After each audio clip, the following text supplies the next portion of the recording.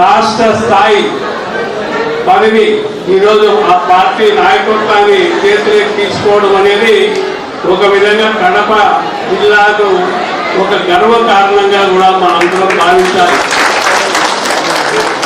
దీన్ని అన్ని పార్టీలు కూడా స్వాగతించాలి. ఎందుకంటే ఎన్ని పార్టీలు ఈ ప్రజాస్వామ్యంలో ఎన్ని పార్టీలు ఉండి ప్రజల కోసం పోరాడతారో ఆ పోరాటం విధానాల వల్లనే ప్రజలకు మేలు జరిగేదానికి ప్రణాళికలు తయారవుతాయి. దాని విధంగానే ముందుకు పోయేదానికి ప్రజలు మేలు జరిగేదానికి ఒక అవకాశంగా ఈ జిల్లాకు ఈశ్వరయ్య గారికి మరి ముఖ్యంగా మన అందరం కూడా అతనికి సపోర్ట్ చేయాలి, డైరెక్ట్గా కానీ ఇండైరెక్ట్గా కానీ. ఎందుకంటే ఒక మన జిల్లా వాసి మన వాడికి ఒక పార్టీ పరంగా ఒక కార్యదర్శి పోస్ట్ ఉన్నతమైనటువంటి పదవి రావడం దాన్ని సపోర్ట్ చేయాలి.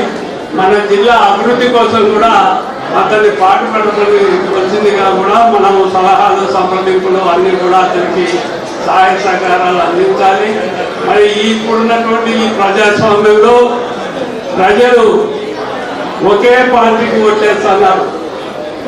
ఈరోజు ప్రతిపక్షమే లేదు అసెంబ్లీలో.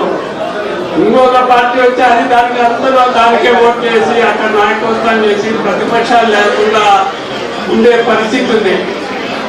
ఎప్పుడు కూడా ప్రజాస్వామ్యంలో ప్రతిపక్షం ఉంటేనే పరిపాలన సక్రమంగా జరుగుతుంది, సామరస్యంగా జరుగుతుంది. ప్రజలకు మేలు జరిగేదానికి ప్రభుత్వాలు కానీ ప్రతిపక్షాలు కానీ ముందుకు పోయేదానికి అవకాశాలు ఉంటాయి. కాబట్టి ఒక నాయకుడిగా మనం ఈశ్వరయ్యకు మద్దతు ఇచ్చి ఈ రాష్ట్ర అభివృద్ధి కోసం, ఈ జిల్లా అభివృద్ధి కోసం ఈశ్వరయ్యకు మనం అన్ని విధాల సహకారాన్ని అందించి మరి భవిష్యత్తులో ఇంకో 10-15 సంవత్సరాల లోపలనే అతను సెంట్రల్ కమిటీలోకి పోయి అక్కడ కూడా మనకు ఉన్నతమైనటువంటి పదవులను ఆశించేటటువంటి అవకాశాలు ఉన్నాయి. కాబట్టి అతన్ని మనం ప్రోత్సహించి ముందుకు తీసుకుపోయేదానికి కృషి చేయాలని